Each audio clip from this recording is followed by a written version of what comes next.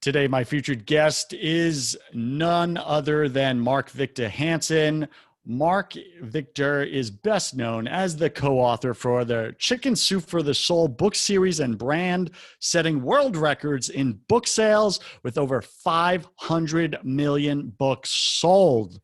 Startup Nation, if you are an aspiring author, a seasoned author, a struggling author, shut off everything else that you got running on your devices right now and open up your ears, but more importantly, open up your mind to what Mark is about to teach us today. Today, he is going to teach you how to fast write your book and make a fortune. So we're going to discuss that today. Mark, you can find at markvictorhansen.com. That's markvictorhansen.com. Mark, welcome to your first 100K. Go ahead and fill in some of the gaps in that intro, would you? Well, first of all, I loved every part of it. And what happened is I did write a book, and we do have a lot of stuff, but it is, you have a book in you, because everywhere I've traveled, I've talked to 7 million people in 80 countries around the world, and they all come up to me and say, I got a book in me. And they do have a book in them. And my goal is to pull it up, because when you write a book, you define yourself, you refine yourself, and you confine yourself to being enormously focused on something for a short time. But that's only 10% of it. You got to have an excellent book, like we did Chicken Soup for the Soul, like you said, and sold 500 million, but that's called a good start. Then you got to market, self-promote, and sell, and just be so focused that you're going to tenfold or hundredfold yourself, which I've done, but I've taught hundreds, if not thousands of others to do the same. And I want to share all the secrets with everybody listening today. Mark, let me ask you this right out the gate. Why did you feel the need to write this book? How are you looking to impact the world through this book of teaching others how to get their stories out to the world? I think it has a multiplicity of answers, like everything I do, because I'm a polymath, which means I've got a very variegated interest. But I think when people write, they start to read more. And when they read more, they think more. And when we think more, we start to become thought leaders. And right now, 4 billion, half of the world population of 8 billion cannot read.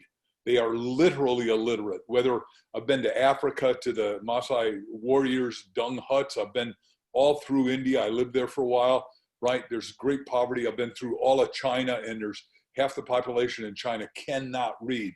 They're not part of the literacy equation. And today we can bring everybody back in the literacy equation, and each one teach one, each one reach one. And the minute you start to write, you say, how do I expand my marketplace, which is what we're going to talk about big time, you and I said before we started. And how do we expand it? Because in a decade, we could include pretty much of the 4 billion people that can't read. And my parents were Danish illiterate people. They came in the 30s to America, and there was no ESL, English as a second language. English, Russian, Iraqi, and what else? And Iranian, Persian are the hardest 4 languages. Mm. So what I just heard you say is that the work that you're doing has a massive ripple impact throughout the world, and you see it clearly, and that's what lights that fire in your soul. Is that correct? Totally. Because look, I've become rich, of course. You sell 500 million books and do $1 billion of licensing stuff. You do really well. But the point is, my real legacy is helping others transform to fulfill their destiny. And everyone's got a destiny, and part of the destiny is writing, and part of that, the next book we've got coming behind that is Speed Write, your autobiography in 22 minutes a day and in 90 days be done. Because wouldn't you like to know what your great-great-grandparents thought, said, felt, how they were married, what diseases they might have that may come through your genetic lines? Wouldn't that be fascinating? I think it would. And I think the Bible speaks to that. A man cannot know where he's going if he doesn't know where he came from. And so many of us are leaving behind our roots, previous generations, right? We're growing up in fatherless homes, and we have no lineage.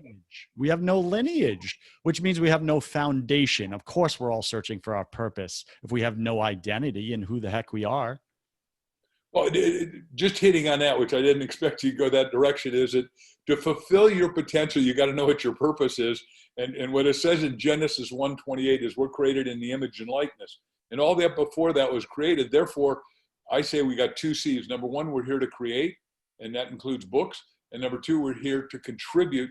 And then Jesus said, the big guy they're asking him at the Last Supper, okay, boss, what is it we do to become great? He said, the greatest amongst you is servant of all. Now, you asked me, and because we're both men of spirit, I'm telling you that it behooves us to share. And the best thing is, an idea from one mind to the second mind is better often in the second mind than the first. When I was doing the book, Starting Chicken Soup, I interviewed the 101 best-selling fiction people and the 101 best-selling nonfiction authors. I didn't ask them how to write. I knew how to write. What I asked them is, how did you market so many books?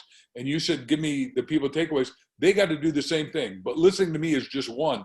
You got to listen to everybody. And I obviously interviewed everything from James Michener, the guy who wrote Hawaii and all those great books. I did the last interview with him, to Scott Peck. And Scott Peck was #1 58 weeks in a row, had gone to Harvard with Jack, had wrote Road Less Travel, and he was #1. We whited out his name. We put Mark Victor Hansen and Jack Canfield, Chicken Soup for the Soul. We put little colored pictures around it. We put it on a mirror at my office, Jack's office, my home, and Jack's home.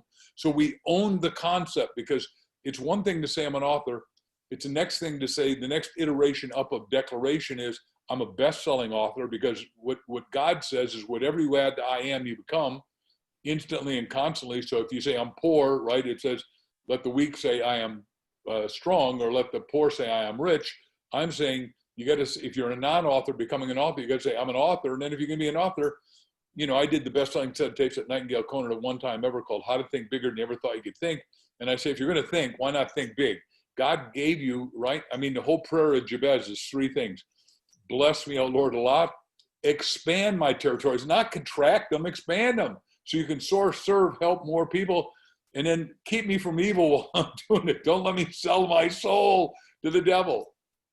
Man. Did I over-answer that too much for you, Joseph? No, that was good. And Startup Nation, as you can see, Mark Victor Hansen speaks fast like me, and he's starting to speed up my language, because sometimes I have other guests that speak slow, so I kind of mirror my guest. So we're going to pick up the pace here, because I'm going to meet Mark right where he is. Follow along, click replay, pause where needed, take notes. We're going to get into executable tips and strategies for your book and marketing your book. So Mark, first off, I want to go where you just alluded to, which is mindset. We need to shift our mindset. And I'm going to be your guest for a second. And be vulnerable, because my mindset, I just finished writing a book, because I'm sitting here during pandemic, and it was clear in my quiet time with God in the morning time that he did not want me going out chasing new clients, chasing new business. It was a time of rest and a time of surrender, which I had to fight everything inside of me, which is the doer and the go-getter and the fixer and problem solver, and just surrender to his will and wait, right? So as I'm doing that, I'm like, well, God, can I at least write a book? If I'm not out chasing sales, can I just write a book or something? And he gave me the go ahead on that. So here I am. I just finished the manuscript literally yesterday. So this is a very timely show. And I have 2 choices in front of me, the way I see it. One, I could go the route I did earlier, which is self-publish, when I didn't have a name or a brand or a popularity or a platform, which failed miserably. I'll just be real with you. The book's still sitting there. It sold some copies, but I just didn't have the gusto to go out there and market the heck out of that thing. Or number 2, I could go with a traditional publisher, right, who has the distribution channels in place, will help with the marketing, but the mindset, right? I'm in your book. You have a book inside of you, and I'm reading the chapter or the section called Marketing Your Book, because that's all I want to know. How do I market my book? How did Mark do this, right? And my listeners asking the same thing. And I'm reading it, and it's not what I want to hear.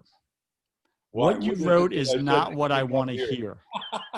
Because you're writing in your book in such a high energy, inspirational way of, I have to expand my mindset, like you were just talking about, not only visualize my book being a bestseller, but actually visualize my book on the New York Times bestselling #1 list, right? So that's like one level deeper of visualization, so that my mind can believe it. Hang that on my mirror so I see it multiple times a day. I fall asleep with those thoughts in my head, etc.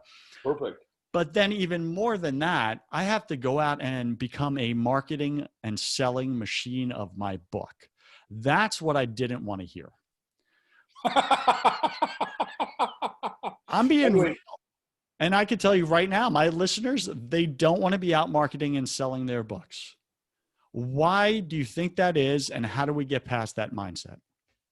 Okay, well, here's why let me give you first reason why you got to get past it, and then I'll give a second and a third. But the first reason is that publishers are basically giant printing presses that have some access to get books into bookstores, but you never get paid unless you market, sell, and self-promote and maximize yourself, because, you know, you've just been the front end of promotion. Right? Obviously, I don't know anything about Moses, but when he wrote all those chapters in the Old Testament, he was obviously out hustling to 2 million people and got them to buy it. And then, you know, a guy named Gutenberg really made it leverage. And then, you know, a lot of ministers, priests, and rabbis and Rinpoches have leveraged it more. So number one is traditional publishers are not going to distribute. Number two is that current realities, we got to deal in what's true today. Bookstores aren't paying their bills because they've been closed for 7 or 8 months, and that breaks my heart. Right? By the way, I love bookstores. As you look in my back here, I've touched or read some part of 50,000 books because everybody sends me their books and I autograph them and endorse them and all that. And I'm very thankful to do that, you know, if I can help. And I, you know, everyone says, well, I want to spend 2 minutes with you and you just tell me how to do it. And that's why I had to write this book. Right? You have a book in you, which if you go to my website, depends on when it's released, you get it for $7 electronically, and we give you $150 of other stuff I want you to have, like from blank page to bestseller and stuff like that, because I didn't stop writing. Once you get it in your mind, and that's why what you said, I want to hitchhike in everything you've said, and I don't recognize that I talk fast, so forgive me. But everyone can listen to this multiple times. Spaced repetition is the only way Mother taught you. Don't slam the door, right? When you left the house, so you heard it 1,000 times from Mom. Well, you need to listen to this tape 10 or 20 times, if you don't mind my saying so, or podcast. So the publisher won't do it. The bookstores aren't selling. Therefore, you got to figure out how you're going to climb the Amazon list. And the way to do that, one of the ways is like what we're doing right now, is do podcasts. First, you do others and build up 1 million names. And that's pretty much the theory. And I can say that's true of everybody from Grant Cardone to Joe Rogan to, you know, and then ultimately you do your own podcast. That's my recommendation. Now you already got a podcast, and I'm thankful. So I'm let's say you got 10,000 people, suddenly 10,000 people are listening to me, and that's more than you could get in an audience. When Dr. Canfield and I travel around doing audiences, I mean, usually there are 500 or 1,000, and a couple of them 15,000, one 38,000, and I had to sign books for 12 and a half hours, but those don't exist because we're shut down right now. And I love your opinion, but unfortunately, I think we should open up right now for a whole assortment of reasons, but that's not today's topic. But I don't think we're, you know, based on what I'm seeing on TV and watching the news, we're not going to open up until summer of 2021, which breaks my heart. Although some people are pushing the edge of the envelope right now, like Grant Cardone has got 80,000 people come to a seminar because everybody wants to go to meetings. Okay. Did that answer your question, why you got to self-publish and stay self-published? Why would you give half, number 4, why would you give half of it away to the publisher? Because they're going to take the first half, and they can't do anything that you can't do alone on Amazon today if you promote. Okay. And I think that's part of my mindset inefficiency right now, is that I'm still attached somewhere to the old traditional model of book publishers with massive distribution channels into all the bookstores. But I think you just kind of like smacked me upside the head with reality and said, Joseph, that's how it was maybe 10 years ago, maybe even 5. That's not what we're looking at today. Today, 7 months, we've changed everything. Yes. So today, as an author, you are your own publisher, distribution channel, network. So there's no other way around it unless you're going to sit on your temporarily, right? So that puts all the ownership and responsibility on me. First off, I don't like that. I'm being no one wants it. I don't like it. But you're a breakthrough guy, so you could do it. And then number 5 is, even when Jack and I got Health Communication to take us down to Deerfield Beach, Florida, and they were going bankrupt at the time. They're $17 million upside down, which we found out after we sold so many books, we bailed their butts out, is that Jack and I spent $180,000 each on publicity. And I wrote down, when I interviewed those people, they said, who's the best publicist? And at the time, It was a lovely woman named Ariel Ford. And when I went to her, just so you know, this is a continuous effort. You know, you got to decide to do ass busting behavior. I mean, Wayne Dyer told me that, and I thought, oh my gosh, Wayne, you know, I thought you just I carried in the books for you. You sold all of them and it was easy. No, you're thinking all the time and selling around the clock. But Ariel Ford was doing him and Deepak and all these greats that were number one at the time, Debbie Ford. And so she wouldn't meet with me. And so I call up Dr. Harold Bloomfield, who was number one at Off and On, a psychiatrist who I befriended. And he said, I'll get you in, but you got to be willing to pay her. And so finally she called me back and says, okay, I'll take it, but you got to send me $5,000 in advance. And then, you know, we went and started working with her, but it was hard to get. The best publicists don't want to work with nobody because they don't know you're going to be somebody and be bigger than them. And you got to have more energy, more gusto, more guts, more verve, more vitality, more courage is strength of heart, right? That's why I wrote the book Ask with my wife, because you got to be willing to ask absolutely everybody to buy, even if you don't think they have any money. Mm. How do you know it's the right book for you to put all that energy behind and not the next book or the next book after that with all those book ideas you got circulating? And I'm speaking on behalf of my audience right now.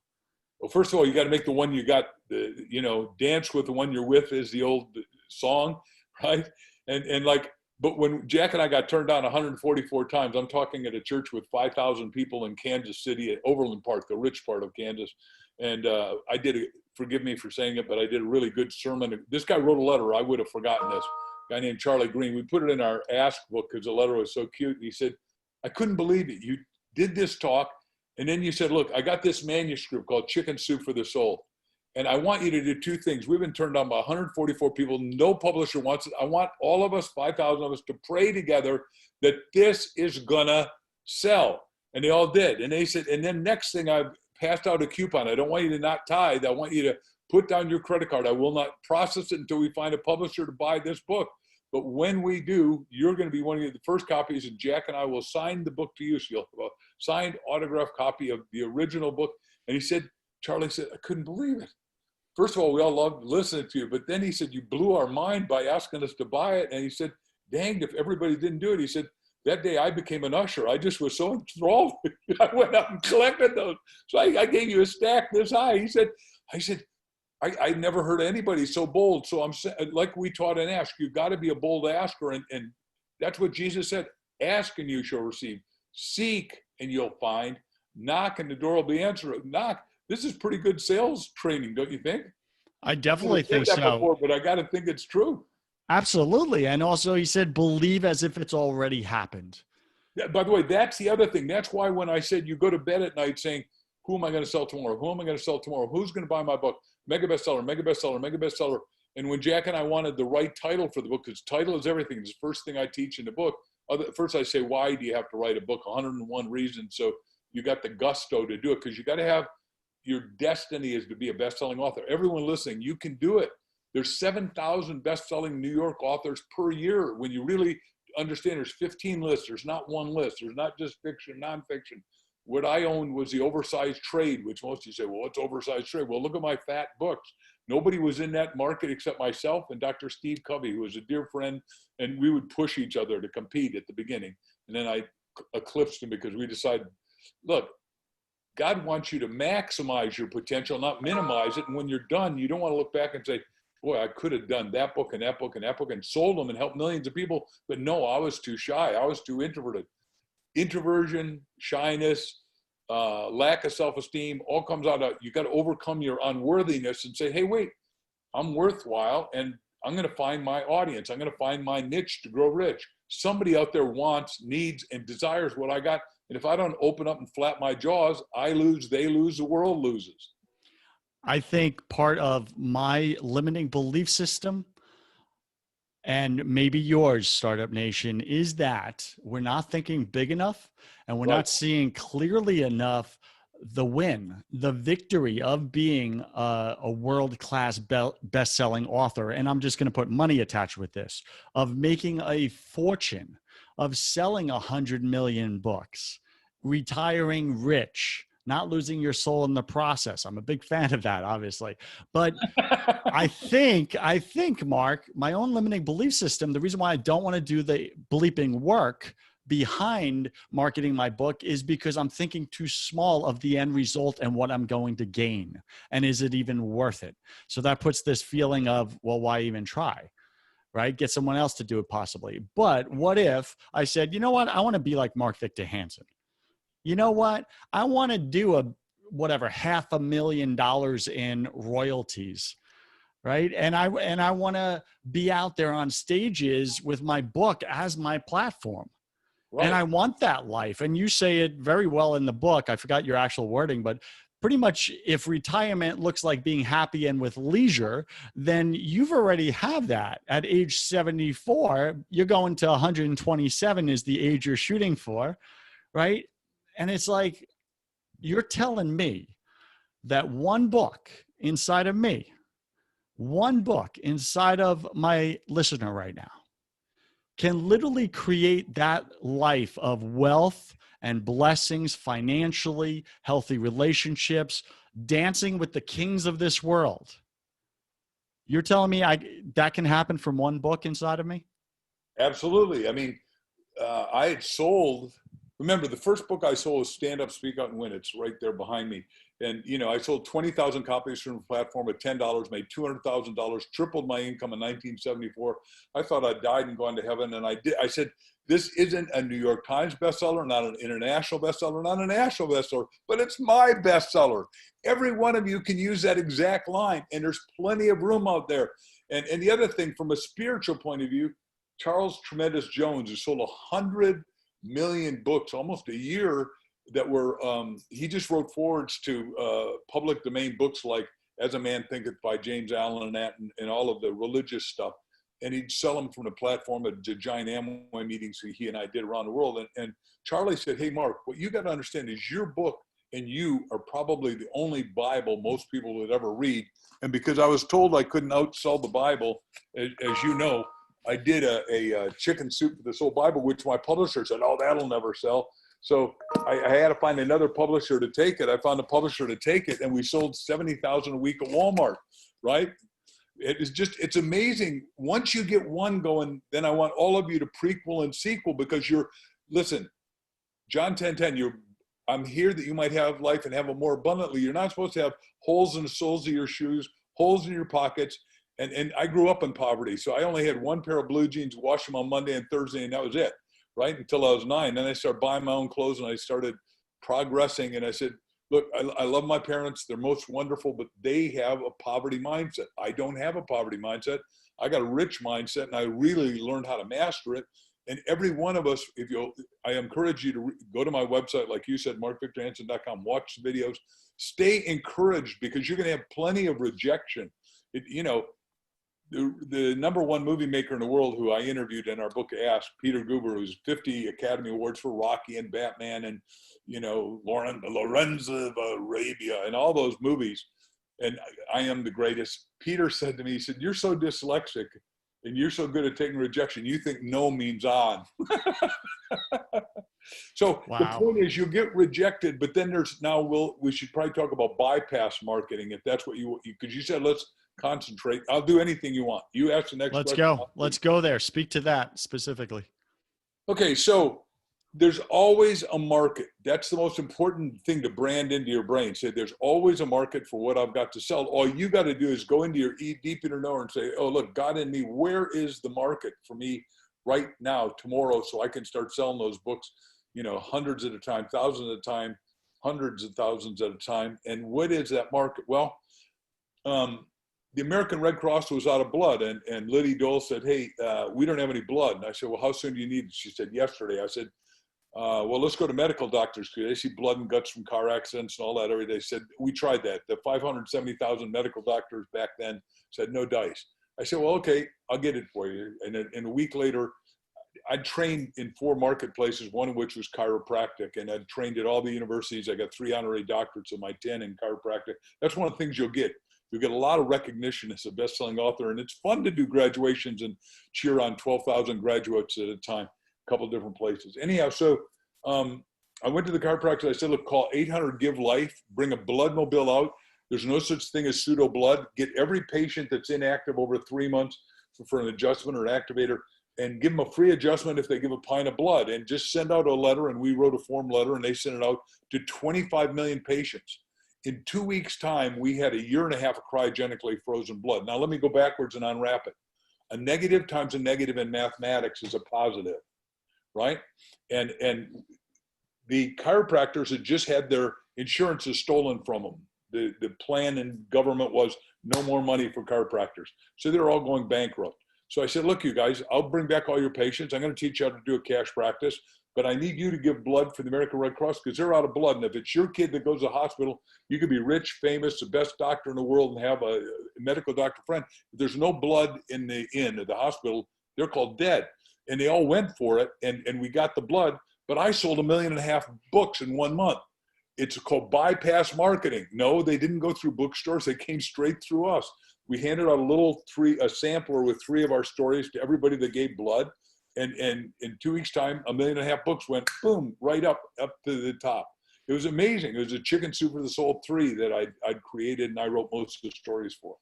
So what I'm hearing you say is that you took an industry or a niche that was struggling. You saw their pain point. You saw what they needed, the chiropractic. They lost their business. And then you looked at another one over here, another negative, the Red Cross. They're out of blood. So you took 2 negatives, you introduced them together, you created a new possibility around it, threw yourself into the mix, created a positive, not just for both of them, but for yourself as well. And you're challenging my listener right now to do the same. Where do they start looking for those types of big ideas? Because you're obviously seasoned at this. You have momentum on your side. It's no big deal for you to come up with this big revolutionary idea. But for my listener who's never done it before, you remember back when you did it the first time and you were scared shitless and you're just sitting there like, this isn't going to work. What am I even doing? Right? By the way, I'm still scared. My wife told me Okay. I got to go find one person to go buy 1 million copies of this book. So, and we think maybe we figured it out, and I can go there at the end. How's that? Because I still got 2 more models I got to teach. But let me answer your question. Every one of you is going to be scared. But ladies and gentlemen, let me first of all give my metaphor of this book, The 1 Minute Millionaire, which I recommend you read, is a butterfly. It's the universal symbol of freedom. And I'd encourage you to read it if you want to become a millionaire, because I say there's one right, perfect, easy, acceptable way for everyone to be one. And I don't care which way you do it, but I'm going to create 1 million millionaires. I'm pretty close to having done that. That's $1 trillion that one guy created with 1 book series. The point I'm making, though, is that everyone starts out as a caterpillar, right? But you can't look at caterpillar, your little self, your inner ego-driven self, and predict that you're going to be in a cocoon. But what did you tell us, Joseph? You said, I've been in a cocoon, and God said, don't go do what you've been doing. Write the book. That's what you do in a cocoon. You write the book. But we're all ready to break out of the cocoon and become high-flying butterflies. We're about to exit the chrysalis. We're about to go to highness, and that's what this is. I'm here to be a gadfly to say, hey, wait a second. Everything comes out of the cocoon. Every depression comes major stuff. In 1898, where America's bankrupt and depressed, we created the automobile in a cocoon. A little guy named Henry Ford, dripping, made an internal combustion engine. A guy named Alexander Graham Bell, ringy-dingy phone, which is morphed again with Jobs, of course. The next one was electricity by a guy named Mr. Edison. And the last one was 2 guys in a bicycle shop say, hey, wait a second, we're in a cocoon, but I really think man was meant to fly. Now, their father was a minister, as you know, and said, hey, boys, if man was meant to fly, he would be born with wings. You remember that line? Right? I do. The point is, every one of you needs to write, because writers get us out of depressions. Writers get us out of cocoons. In 1898, the guy wrote Signs of Getting Rich, Wallace Wallows. In the Depression, the guy did all the fireside chats for FDR, is one of my heroes. Dr. Napoleon Hill wrote Think and Grow Rich, came out in 1937 and got us out. I'm writing to get us out of this one, right? And I wrote, and if you go to my website, you get it free, How to Be Up and Down Times. And I say, look, we're going to do $50 trillion. I'm asking you to write everything you've written. And I'm also going to ask you to write 3 or 4, or I write 12 books at a time, because you can't have writer's block on all books at the same time. That is awesome. Thank you for that clarification, because I thought there was something wrong with me, because I have 3 to 4 manuscripts going at the same time right now. And I'm like, well, this is obviously a lack of focus. I should just pick one, right, and stick with it because that's what all the experts say. And you're telling me that you, Mark Victor Hansen, one of the best-selling book authors in the world, in the history of the world, broke all the book records, that you have multiple projects, book projects running at once simultaneously, so that when you feel uninspired in one, you go over to this other one and you are inspired. Is that about right? That's why I've written 309 bestsellers, because I write on a lot of stuff. And beyond that, some stuff's more important, because when you're writing, you're going to have flashes. Just like what we taught you when we did the interview on asking, which I'd ask everyone to go back to. You'll have illumination, insight, wisdom, and all of a sudden God in you will say, hey, wait a second, Joseph, this is really important, but you could write just a mini book here and it would help so many people right now, because everybody is in the same everybody is in the, do you know the term doldrums? When you're, I'm a sailor, and when you're a sailor, even a windsurfer, which I am, is it, you know, which is really good on your body. Is it when you're windsurfing, you know, the dead winds, you can't paddle that damn thing in. You're 2 miles out at sea, out in Kona, Hawaii. You're going, I'm going to die if that wind doesn't come back. The point is, we're in a doldrum, and the way out of the doldrum is for you and I to write our way out, because here's the biggest principle, which I hope I put in the book.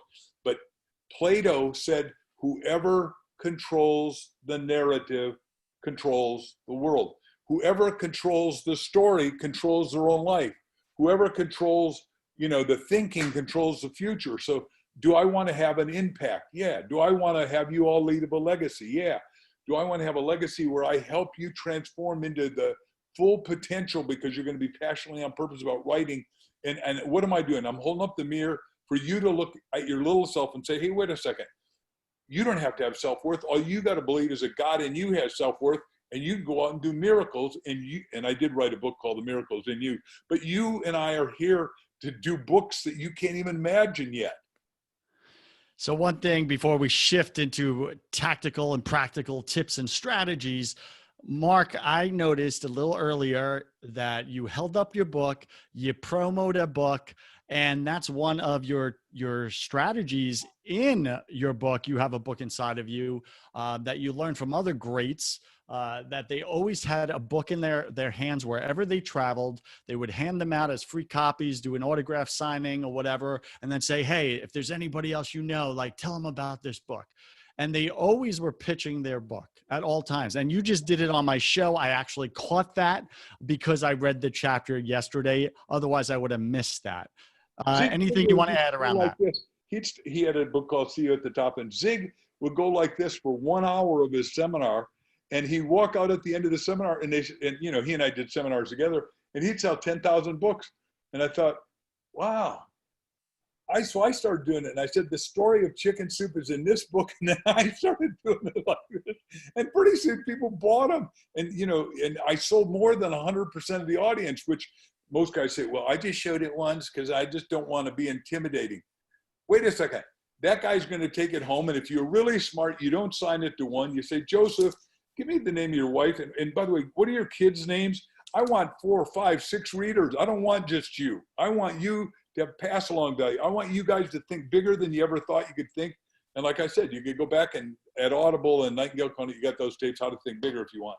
But let me do one more big story. So on marketing, if I could, I got 2 more for you, 3 actually. But you got to look for somebody that's got a problem. And I had 387 employees at my Zenith, and most of the women were working for us, all had their kids at Boys and Girls Clubs, you know, and we're running a $100 million company, and they were telling me that the Boys and Girls Clubs were out of money. So I said, oh God. They said, will you help them do a fundraiser? I said, absolutely. So their biggest charity was Coca-Cola. So I got to the head of Coca-Cola. Long story short, and there were some other people in it, but I'm going to give you the distillate, is Coca-Cola. We did a test, and people who drink Coca-Cola don't read books. I went, oh boy. People who drink Diet Coke read books. So we said, why don't we put it on the side of Diet Coke? And we did our book, Chicken Soup for the Romantic Soul, next to a fiction book by our friend Nora Roberts, she is just out of sight.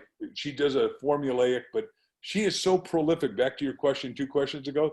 She writes 6 or 8 books at the same time and finishes 4. She writes 55. She doesn't even type. She can't even compute. She says, I don't know if that's true, but she says she writes longhand, 55,000 words, flawless, a week on a yellow pad, which is half of, 80,000 words makes a book. And because she could write so much, she had to write under 4 pseudonyms like J.D. Rock. Anyhow, I can go through all of it. I got all that memorized because these are friends. But we did our 2 books on 50 million Diet Coke cases a month. Now you say, wait a second, that's not a bookstore. What are you doing? It is a perfect bookstore because it's free advertising. Coca-Cola was glad to do it. We tithed on, because I wrote a book called The Miracle of Tithing, which you go to my website, you get that free. Because I want everyone to learn out. I sell more books because I tithe and most people don't. But we're on the side and we raised enough money between Nora's book and our book to get 15,000, 3 zeros, into Boys and Girls Clubs, which, look, you and I started this thing before we all opened it. There's too many latchkey kids. And I'm saying one of the places left, in my experience, I hope all the Boys and Girls Clubs are still great places to go. I don't know. I don't have, I've only got grandkids that go to have good parents, but because we've trained our kids right, I hope. Anyhow, yeah, I want everybody to be a good parent. See, because once you start fulfilling your potential as an author, you say, well, can I fulfill my potential as a parent? Can I feel my potential to be physically fit? Like I was out exercising hard for an hour this morning. And you start to do all the dimensionality of your life, which is what writing is really about, is discovering the inner you that's going to be the bigger you, that, the God inspired you. So the outward expression of the inner you, that is your book, right? Yeah. That's the wings. That's the butterfly. All right. I want to shift for a second. Good definition. Thank you. You're welcome. So pretend with me for a moment. Imagine you are not Mark Victor Hansen, the great author. You're just MV Hansen, who's just starting out, listening right now to my show. You're on the other end of this microphone. And you've never written a book, but you're believing this, that there's a book inside of you. You've never marketed and done big types of new possibilities like what you're hearing right now on the show. You're starting out all over again. How would you, MV Hansen, unknown author, market and sell your first 100,000 copies? See how I plugged my own show, first 100K? Your first 100K copies of your book. How would you do it? Give me 3 first action steps you would take. Okay. First of all, I'd fast write just the first chapter of your book.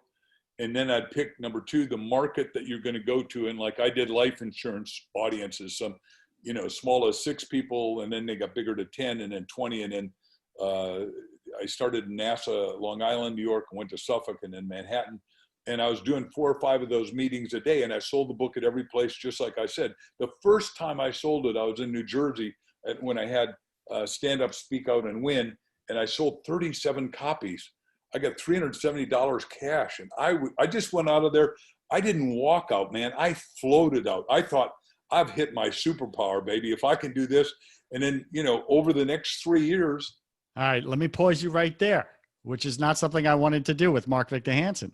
That's okay. You can pause me as much as you want. But the question is, you're not Mark Victor Hansen, who did all these great things. I hadn't done them yet. Okay, but right here in this climate, right? Because those distribution channels aren't there presently.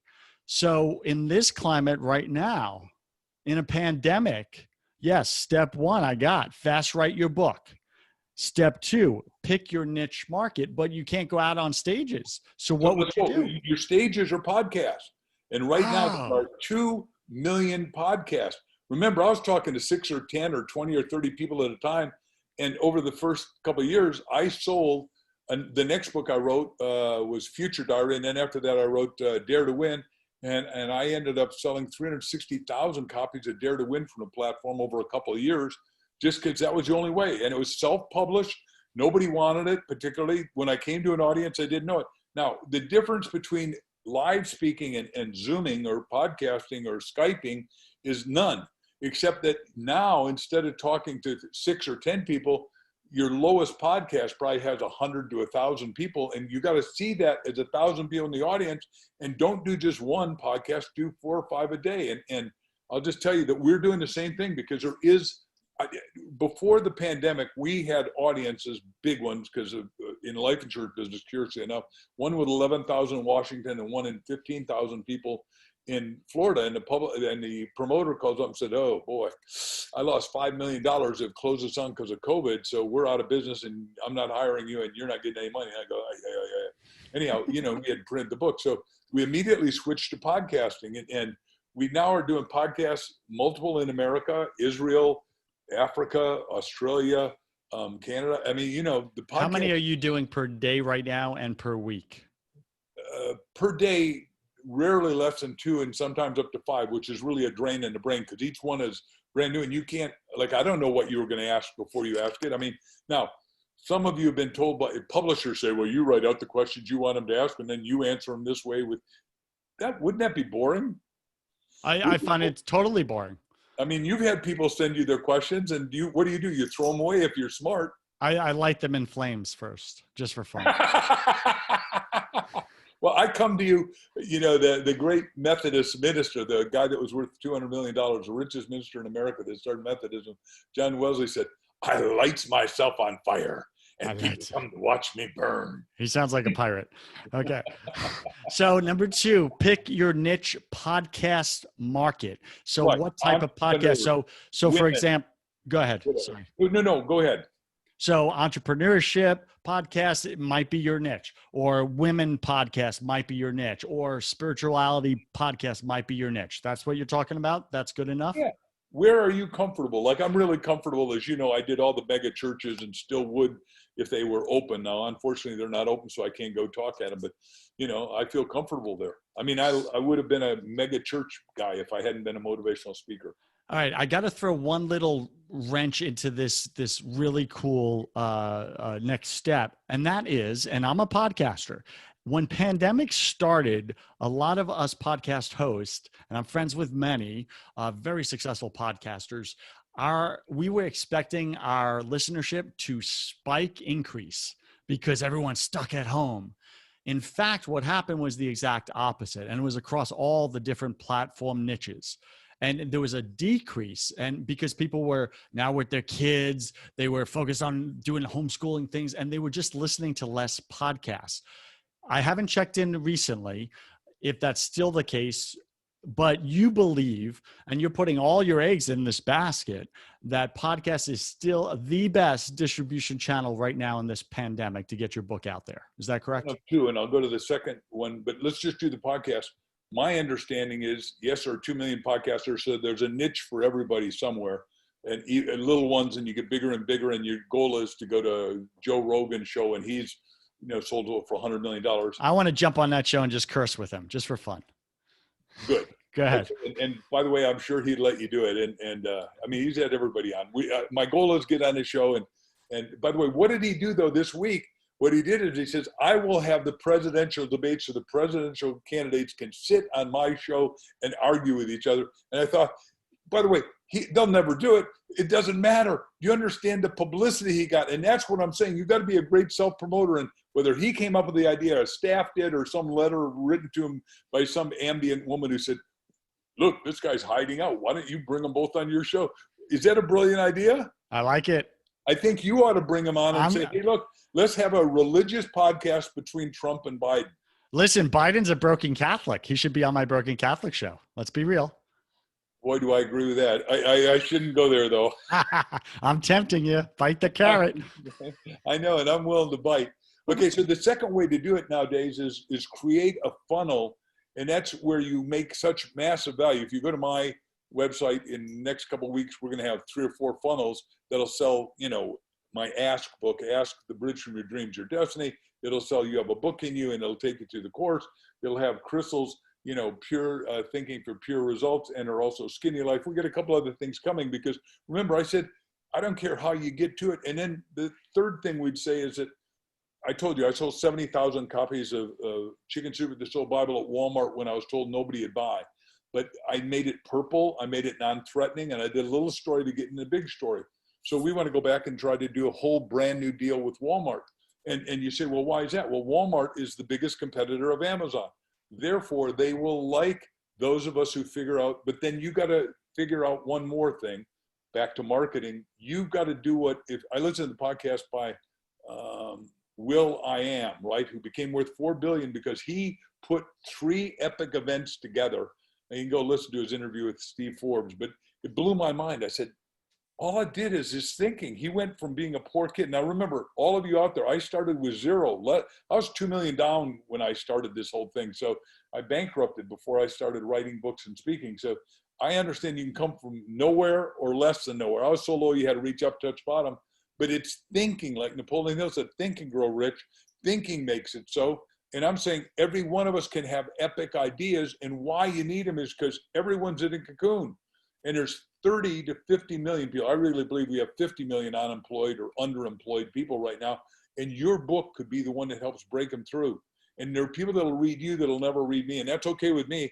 There's more than enough. We got 330 million Americans. But I'm telling you, if we really get good, let's start pushing at that 4 billion people that aren't able to read, to get us, those of us to read, to teach them and get everybody to be able to read. And I don't care if it's Swahili, Hindi, Urdu, Telgris, I don't care what the language is. I think that's a beautiful, worthwhile cause.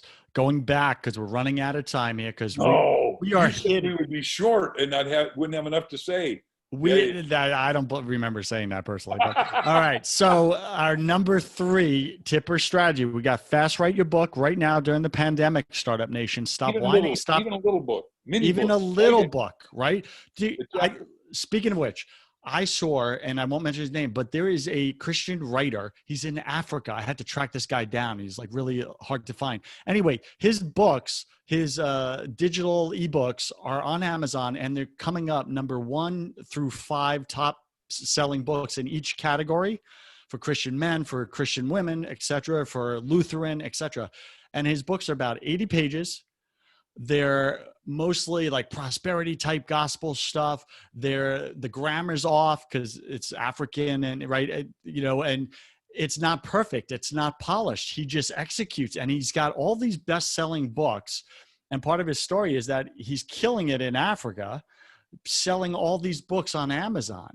And he's owning the category of these short little snippet type books that are imperfect, broken grammar, etc. But his marketing is fantastic. Like his covers are really attractive. His write-up forwards are very like catchy. Like I want that. And I'm like, man, I'm studying this guy a little bit. His name and the title of the book so I can go look at him. This is what I mean. This is why you do podcasts, because you learn how to find stuff that I couldn't find. I mean, you're my browser right now, and I'm your browser, and your listeners' browser. Exactly. So I literally am looking at his book covers, and they're all very similar. And I'm like, this guy's owning all these niche categories. Like he's number 1 through 5 in every one of them that he's in. And I'm like, okay, I'm going to model the design, not copy, but I'm going to model. Okay. He does his name at a certain font level, certain font type. He uses certain colors. What are the patterns there that I can duplicate and put into mine, because the market is eating it up?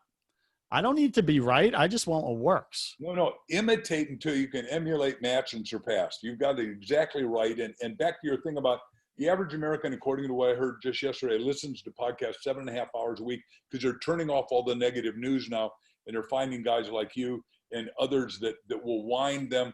And right now, I think the word's pronounced dearth or dearth of spirit awareness, because you can't go to church. So shows like yours are on the ascent. Because people are going, look, if I can't get to church, I'm going to go watch Joseph. Come to my broken Catholic church. Okay, so what was your third tip or strategy? I picked my podcast niche. Then what's the third? Create a funnel. So the book is the very top of the funnel.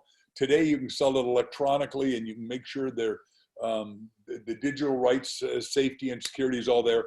And then what is it you're going to sell that goes down? In my case, this has a 12 videotape course that teaches you everything you possibly want to know about speaking, and there's an investment value. And then, some people come to me and say, well, will you write the book with me? And I said, I'm really expensive.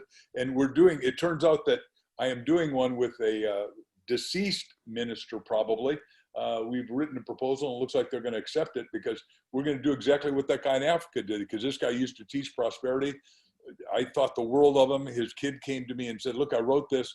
What would you do to help me? He said, I don't want to market. I said, well, if I market, then I got to do it this way. And I had a bunch of conditions, and they're just going through the conditions with their legal team to see if they accept. So it's really exciting because the possibilities, back to all things are possible with God, right?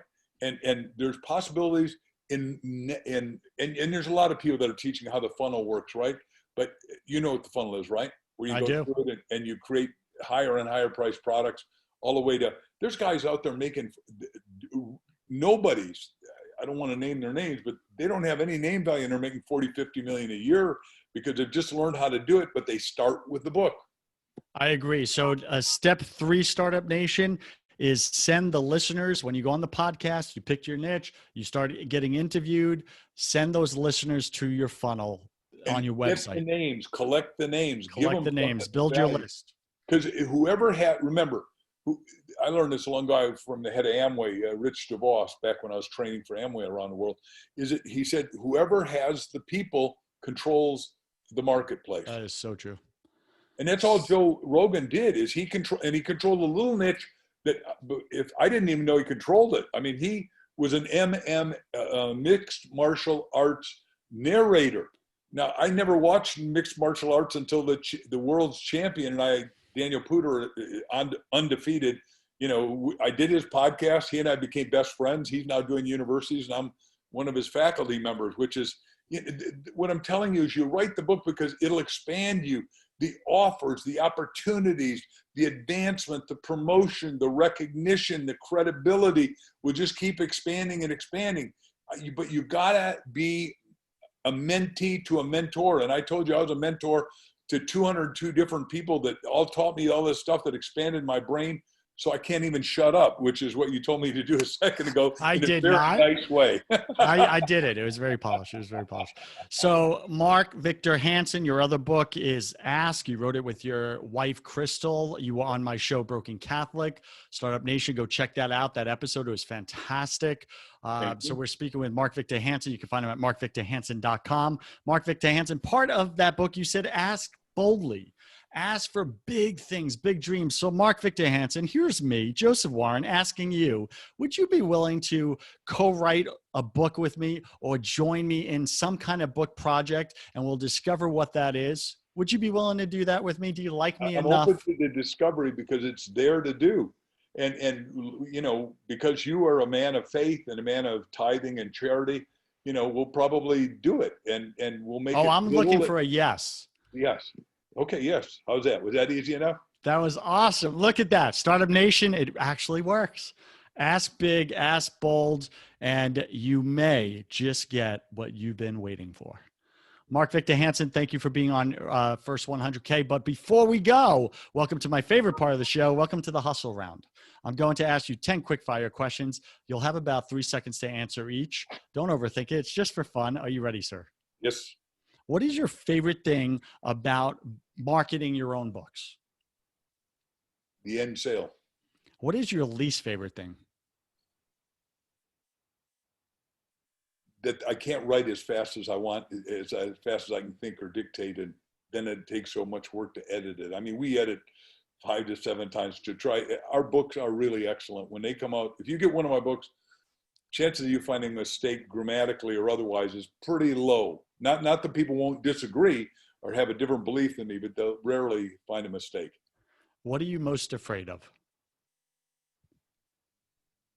Not fulfilling my destinies and potential. Because I think everyone's got intrinsically extraordinary potential, and you've got to be passionately on purpose about every area of your potential. I am enamored by how many major achievements that God has done in your life, and yet you still have this bigger, bolder vision of there's more. And that's just absolutely fantastic from an outside perspective looking in. I just want to share that with you. Well, what do you? Because God in you says to every one of us, there's more in you. Absolutely, and it's not relying on our own strength, but relying on His. And that's where we're able to do these great, amazing things. What do you struggle with? I'll just give you a perfect one. Last night, my wife misplaced her phone and we spent an hour going crazy and thinking everywhere she'd been. Turned out we went to pray together because we pray out loud together for an hour. We sat in a place we never sit in our big house on a sofa, and she looked down and she'd had a roll. She had a knee problem and had a roll, and somehow the phone had slipped out of her pocket, went under our TV, and it was an angel that told us where that TV was. So you struggle with not letting the angels fulfill what you want. Remember, it's asking you to receive. We were asking like crazy, where is that phone? Because, you know, your phone is your lifeline. It's like blood, you know, it keeps you alive. And even our phones, which everybody's glued at some level to their digital device. So asking and then not getting in the way of the answers. Yeah, we were in the way, and all of a sudden we sat where we never sat to pray together. She opened her eyes and she saw the phone. How did it get there? It must fall out of her pocket when she was rolling on the floor. Wow. What do you currently spend way too much time doing in your marketing that maybe you shouldn't? Okay, I got a good answer. I've never heard the question before, and I love it. Is doing it myself, and we just found somebody that we can export a lot of stuff to. Which is, if you won't do it, you got to have somebody else that can do it, and give you a good ROI, return on investment. And that's where we look for two negatives equals a positive. What value can we bring to them, and then help ourselves in the process? What secret fear do you have about people? Is that I always try to benefit them first before I ask to have them help me in some way. And is the fear that they may not reciprocate? No, a lot of them don't. A lot of people are takers, It's not just me. No, What a no. relief. You go, hey, wait a second. Look at, I'm giving you, I'm of Danish descent. I'm a Danish American. We created smorgasbord, and we created the word sell, which means to serve greatly in Denmark, right? And you go, man, I've done this, and this for you, and you've done this for me. And I name very famous names, and you go, and the other thing is, a lot of the people, even in the spiritual places, Especially. Yes. And you go, I really served this guy, and this guy said he'd serve me, but he has done zero. And you go, wow, that's too bad for him. Man, that's such a powerful thing. I could spend all day on that topic. Law of reciprocity. I hear from all these successful guests that I interview, just keep showing up and adding value to people, and it's all going to come back to you. And I'm like, that's not how my life looks. I don't know why. I want to believe it, but I think on the long term, it does show up. But in the short term, you get disappointed by a whole lot of people. It's like Jim Rohn said, there's only 9 negative people in the world, but they move around a lot. They must be circling my house. Yeah. What do you? Mine too. What do you wish you had learned sooner in the book writing business? I wish that I'd known what a funnel was. I wish that I had had the courage to even sell more than I did, because, when we started in the business, we were told, a book, and then all of a sudden we could do a $10 package and a $100 package. And then it's like 25 years in before $25,000 packages came. And the first time we sold it, had 4,000 people in the audience with Bob Allen and I, and written 1 Minute Millionaire. And 257 people say they'd pay that to travel with us around the world, to do these exotic things, to climb Kilimanjaro, to go to meet the warriors in Kenya. And I thought, oh my gosh. I mean, this stuff that I wanted to do, and I wasn't letting myself do it, but suddenly I wrote it up. What would be the biggest dreams we could do? And we had like 20 of them, and we'd go to Tahiti and, swim with the sharks and this, all of which we did. And other people paid for it, and helicopter around and just make it the most exquisite. And I wish I'd known that earlier, because not that I'm not going to do it again. And that's why I want the market to open up for all of us right now. We got to people need people, and people want to have people like you and I be willing to take the courage to say, yeah, I'm going to sell this extraordinary package, and then take everybody on a trip. I absolutely love that. Like, create a dream bundle of your dream list of things to do, and then put a dream price to it and see who bites. Like, that's powerful. Pick 3 words to describe who you are now as a book writer and marketer. I'm an enthusiastic reader and writer. Got that. I picked that up in reading your books. Like your enthusiasm is contagious through the written word, as Oh, well, well as the spoken word. by the way, because I write it, so I go, God, I ask God to go through my fingers, and once in a while I read it and I go, wow, that is amazing. This guy is inspiring me. Who is this guy? Oh, it's me. I had to read this guy. Pick 3 words to describe who you were before you wrote and marketed your first book. Scared, freaked out, and broke. Sounds like the name of a good podcast, by the way. And last question, Mark. If you could come back to life after you die, tell your family and friends only one piece of advice about getting their story out to the world, what would you say to them? Write fast. Write fast, sell hard, baby. I love it. Any final wisdom? What's the one thing you want my listener to know about writing and selling their first 100,000 books? I want all of you to do it, but get a copy of this book by going to my website, look at this stuff, but then get one other person that you're going to mentor with. 1 and 1 equals power of 11. 1 can move 1,000, 2 can move 10,000, and help each other. But if it were to be known, if you could get somebody better than you that's already done what you want to do, like when I learned speaking, I got Chip Collins, and in the speaking business, Cabot Robert had written a multi-authored book, and I said, wow, I could do a multi-authored book. Because if you can't do it, all you got to do is write a chapter and get a couple other people to write a couple other chapters, self-publish it today, which is really cheap, $1 or $2 a book, and then go sell for 10 or 20, and then start signing them. And pretty soon you get so excited, you'll be galvanized at the level of your spirit. You're going to be I want all of you to become unstoppable marketers. So powerful. Startup Nation, you have a book in you. You have a book in you. That's Mark's new book. Go check that out. You can find it at markvictorhansen.com. If you're watching the video, you can see him waving it right now. He's plugging, right? He's messing with my head right now. I'm seeing it. It's making me want it. Boom. And take his advice. Find that book writing and marketing buddy or friend. Mark Victor Hansen just agreed live on this show to be my guy, to be my book buddy, which I really appreciate. Hopefully I could step up to that challenge, reciprocate value back to him. He's one of the greats, and I'm honored, absolutely honored and humble. I just hope I don't screw it up. You can find him at markvictorhansen.com. Mark, anything else you want to add? Otherwise, we're out of here, my friend.